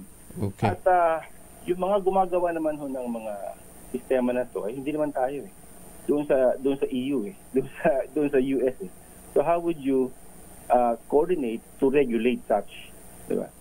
Siguro, engineer, magkaibigan naman kayo ni chairman, baka pwede magtawagan kayo. Para at least once and for all, maklaro natin, di ba? Anyway, sige, timbrihan din ho namin siya na nakabalik na kayo ng Pilipinas for possible consultation. In the meantime, engineer, maraming salamat for joining us, and welcome back. Thank you. Thank you. Si Engineer Alan Cabanlong, isa pong cybersecurity expert. Kagagaling ho lamang niya doon sa Geneva para po invited siya sa mga speakers para magbigay ho ng mga plano, mga kampanya na po pwede hong makatulong sa pandaigdigang combat against abuses sa paggamit po ng AI. Maganda umaga, Pilipinas! Pero ito, may AI o wala, talagang dapat ho tangkilikin ho natin. Gawang atin, pagka mga gawang Pilipino, dapat tangkilikin ho natin. Tangerine Chocolate, available po sa 0919-095-5935. Produkto po ito ng mga magdiniyog dyan po sa lalawigan ng Quezon, sa tulungan po ni Dr. Helen Tan. Yung mga magagandang planting material ng kakao galing Davao. Hinakot po para maitanim sa ilalim po ng mga nyugan dyan po sa Quezon. At ngayon po na mayroon na silang magandang produksyon ng mga cacao beans, ipinoprocess po ito para maging tangerine chocolate. Gawang local pero taste and looks global. Kaya para ho doon sa mga magre-regalo sa Father's Day, ngayong Hunyo, huwag natin kalimutan tangerine chocolate. Lalong-lalo na yung 72% dark chocolate. Nako, makakatulong po yan para i-boost din ang kanilang immune system. Tangerine chocolate, produkto ng mga magniniyog dyan po sa lalawigan ng Quezon, available sa 0919-095-5935 o dili kaya sa tangerinechocolate.ph. Sabi nga po ni Dr. Helen Tan, sino bang magmamalasakit sa Pilipino kundi ang kapwa Pilipino? Kaya tangkilikin po natin ang gawang atin. Magandang umaga, Pilipinas! 32 na makalipas ang alas 5 na umaga. Kasama si Kuya Angelo Palmones. Magandang umaga, Pilipinas! Magandang umaga sa mga taga Land Bank dyan sa Bohol Avenue, sa Quezon City. Si Boss Robert, magandang umaga po sa inyo, tsaka sa mga iba pang mga suki natin dyan sa text mo nga sa akin yung mga pangalan ho ng mga suki natin dyan, sa Land Bank Bohol Avenue. Ayan, At teka muna, si Mamay Kiray, ang director po ng Commission on Population for Communication. Si Mamay, magandang umaga po sa inyo. Kumusta na ho kayo? Hindi. Nasa Zoom si Mamay. Umaga. Ayan, Mamay, kumusta ka na? Ayan, basta yung pamilya, Sir Angelo, hindi po ako director. Hindi, Division Chief. Pinopromote ka na namin na director. Oo, yun naman doon. Salamat po for promoting. Doon naman din ang tumbok noon Anyway, teka Mamay, kapapasa sa Congress nung teenage pregnancy prevention bill, anong highlights noon? Anong salient points na dapat ho nating maintindihan o bakit meron hong ganitong importanteng batas? Mamay. Alright. So, sa ngayon po, Sir Angelo, pumasa po siya sa House of Representatives, yung bill natin ng teenage pregnancy prevention. So, ngayon, nasa Senate siya. So, inihintay natin na mapasa siya sa Senate. Inihain siya ni Senator Risa Ontiveros. So, yung nasa Kongreso po, yung sa House of Representatives na pinasa, sponsored by Congressman Edsel Lagman or Representative Edsel Lagman, yun po yung pumasa. So dito sa Senate, ang nais lang ay dahil sa mataas na bilang po ng adolescent pregnancy age 10 to 19, nais natin na mas tutukan yung issue para talagang magkaroon ng council para tignan ang issue po na ito. So nandoon po ang Commission on Population and Development or CPD or dating POPCOM. Kasama namin kayo sa advokasya, Sir Angelo. So kasama kayo dyan. So andyan ang DSWD, ang DILG, ang Council for the Welfare of Children, ang National Youth Commission, and of course ang Department of Health. So sila po yung chairperson ng council, tapos kasama po kami bilang secretariat. So nais talaga natin na yung tumataas na bilang from 2021 to 2022 ng adolescent pregnancy ng age 10 to 19 ay masolusyonan, pati po yung repeat pregnancy ng age 10 to 19, or 15 to 19, 10 to 14. 10 to 19? May repeat pregnancy? Ano ba yun? Ano so problema? Under 20, bago sila mag-20, meron nang naulit na pagbubuntis. Bakit? Hindi na ito bagong problema, Mamay. That has been going on for many years. So, nasaan ang problema? Despite the education, the information campaign na ginagawa, nasaan ang problema? Bakit? Mukhang pabata pa na, pabata nga 10 years old pa lang, nagiging nanay na. Ano to? Biktima ba ito ng abuse? Sabi po sa mga qualitative data, Sir Angelo, merong mga sexual abuse and coercion. Siyempre po bata po sila, so they're under the age of sexual consent. So sinasabi natin there's some kind of an abuse committed there. Inire-recognize natin yan. Yun lang, hindi natin talaga sila mapag-aralan at matukoy talaga kasi may ethical issue po kasi pag-aaralan yung mga bata. So doon po sa bill na inihain na ni Senator Risa Ontiveros, sinasabi po doon na pag-aralan din po natin yung ganong edad at bigyan natin ng access sa contraceptives at edukasyon yung lahat ng sectors po na involved sa adolescent pregnancy. Kasi pag nabuntis po yung bata, hindi lang naman talagang siya yung may kasalanan lang. Marami pong factors. No, may family, may community. Kaya kailangan po natin ng batas na ito para maipasa. Ano Kaya usually? salamat po kasi tumutulong kayo dito sa advokasya. Ano usually ang nag-i-influence sa kanila kaya napapasok sila sa teenage pregnancy? Kasi hindi naman ito hindi naman ito obligasyon lang ho nung batang babae, It takes two to tango, sabi nga nila. Merong involved na lalaki, So ang involved doon sa mga batang ito, batang lalaki din? Teenage dad din? Meron pong mga nakakabuntis dito sa mga 10 to 19 na malapit sa edad nila. Pero meron pong mga adults din. No, pag tinignan po nyo yung breakdown, may mga nakakabuntis po na matatanda. Meron pa nga po in the previous years, if we look at the single age po na breakdown ng mga nabubuntis, meron pong mga nakabuntis doon ng senior citizen, ganun po. So talagang may unequal power relations kasi pag ang karelasyon mo or ang nakabuntis sa'yo, mas matanda sa'yo, syempre, so recognize natin yung unequal power relations na nangyayari dyan. Ano ito? Economically driven dahil sa kahirapan? Economic ang issue? Or exposure nila sa social media? Ano yung pangunahing dahilan, Mang May?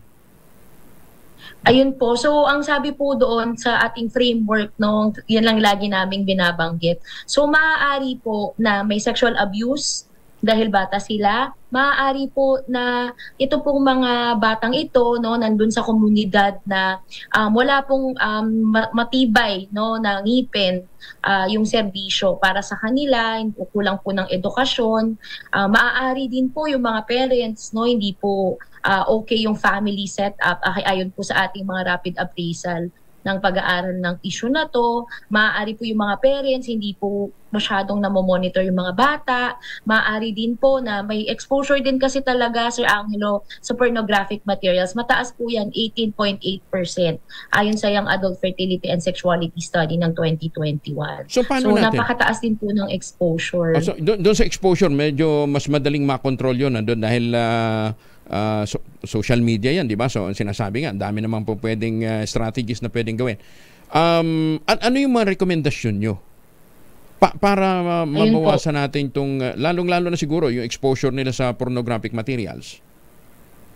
So, ang rekomendasyon talaga namin, itong parents natin, sila talaga dapat yung unang educator ng sexuality at i-monitor talaga nila yung mga bata kasi qualitatively sa mga rapid appraisal nakikita po namin na nais talaga ng ating mga kabataan na ang source of information sa nila ay ang kanilang mga magulang o kaya trusted na source. Kaya lang ayon po sa studies, next to none, ibig sabihin walang source ay social media. So yun po yung rekomendasyon natin na sana yung mga magulang, tingnan natin ang ating mga anak, ano ba yung mga sites na pinupuntahan nila, i-monitor natin sila kasi Sir Angelo, ang unang sexual experience talaga ng mga bata ayon sa studies, sa bahay talaga, ng it's either yung girl or no boy. So makikita po natin na kailangan talaga tignan ng mga magulang ito. At the same time, yung mga kabataan natin, yung education talaga, Sir Angelo, napaka-importante. Kasi kapag ka po may education sila, protective factor po yun against early pregnancy.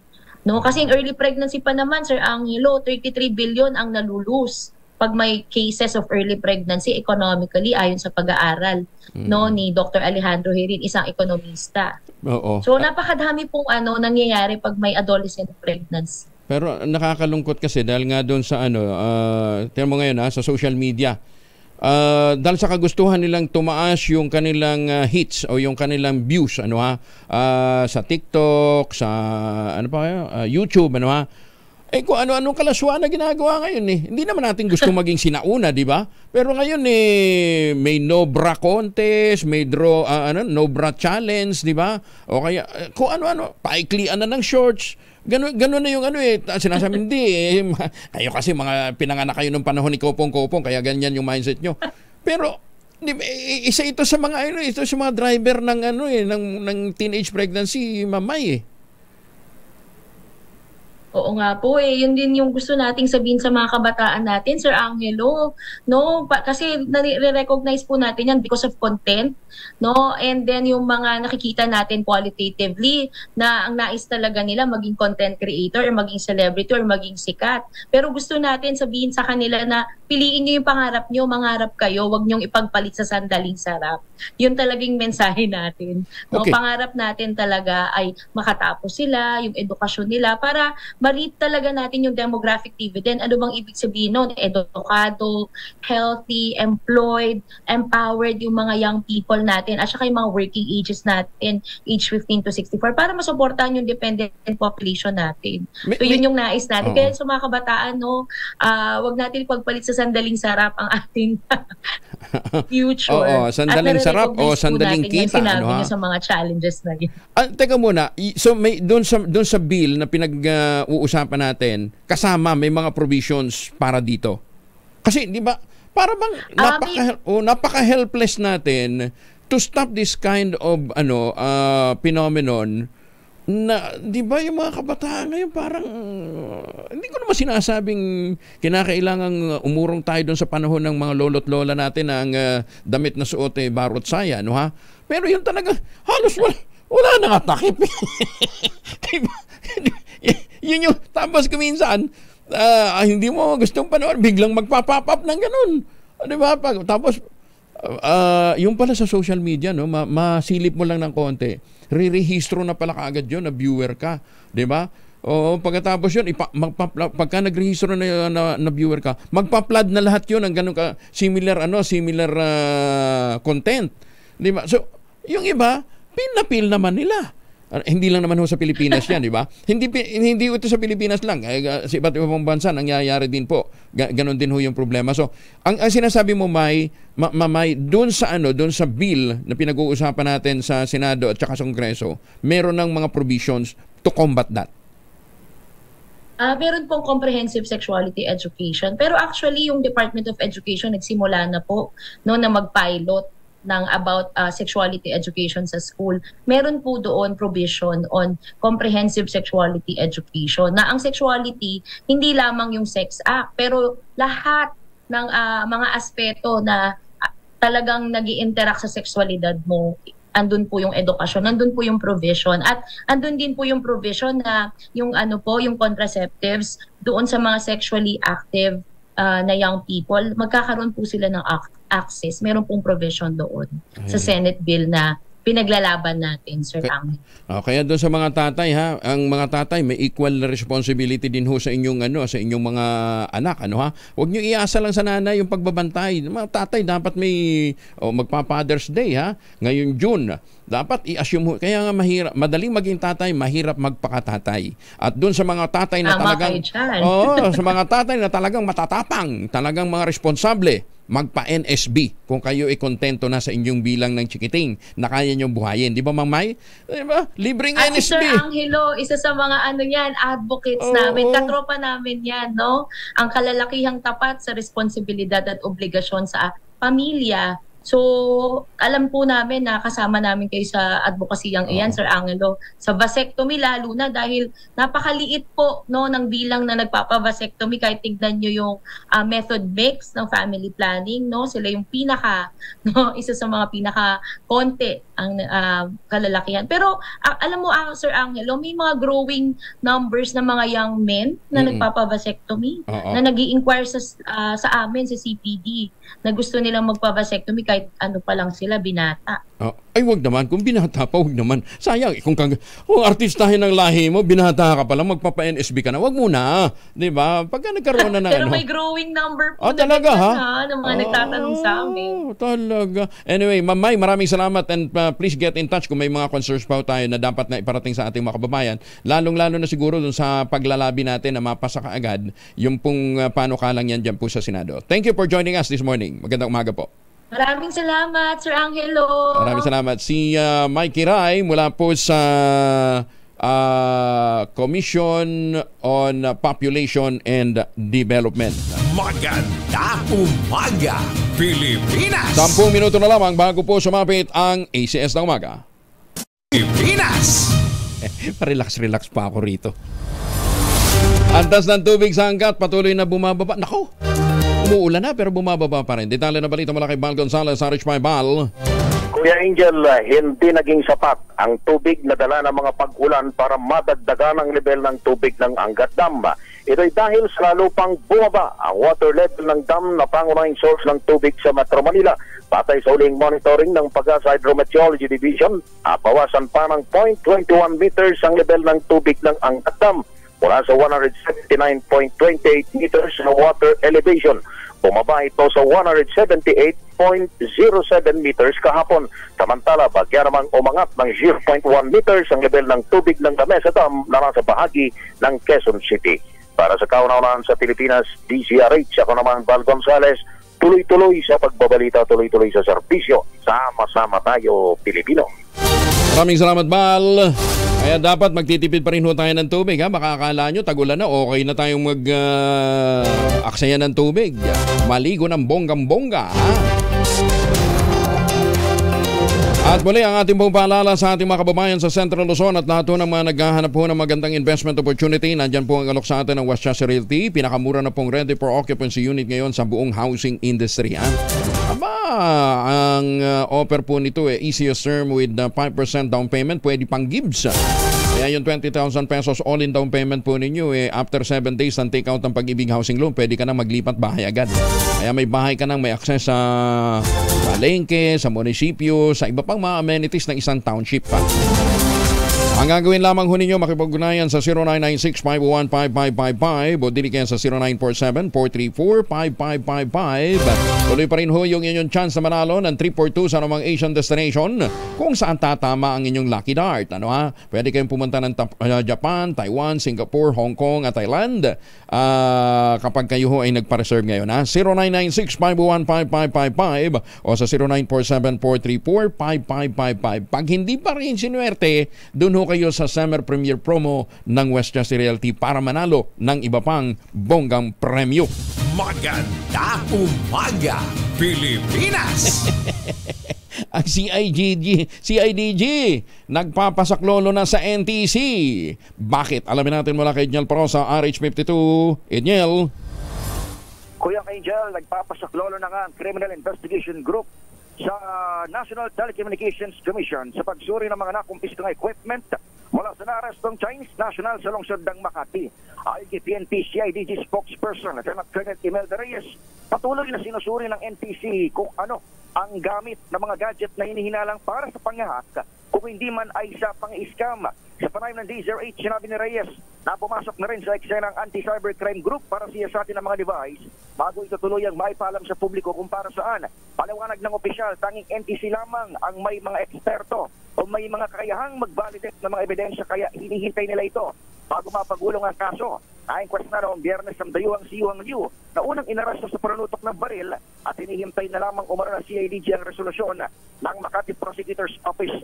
Una nang nagpahayag ng pagkabahala ng PNP at Armed Forces of the Philippines na itinuturing na sensitibo itong kaso na kinasasangkutan ng isang foreign national at nadidiin sa pinangangambahang hacking at issue ng pang-espiya.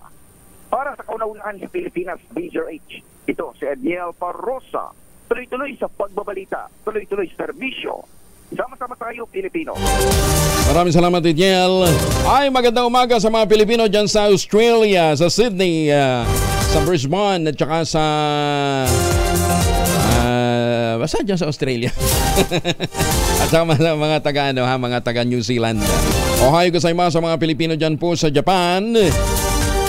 At doon ho sa mga kababayan nating nag-aantabay kay Tita Kerry at saka kay Kuya Mike o Michael Vincent, nandito po sila ngayon sa Pilipinas. Ayan, antabayanan nyo lang at babalik din naman ho sila. Ay, paano po? Papaalam na ho muna tayo. Huwag kalimutan magtanim ng kawayan para sa kalikasan at negosyo, no, sa natin sa ekonomiya. Pag susulong po ng ating ekonomiya at ng kalikasan, magtanim po tayo ng kawayan. Ang ating quote of the day ngayong araw na ito ay hango po mula sa Greek philosopher na si Epictetus. Ayan, ha? Ang sabi niya, trials you face will introduce you to your strength. Ayan. Kaya wag na ho tayong panghihinaan kapag tayo ay may kinakaharap na mga paghamon. Maganda umaga, Pilipinas! 2x2 at ACS Balita, susunod na dyan sa while. 2 minuto pa bago mag-ACS ng umaga. Maganda umaga, Pilipinas!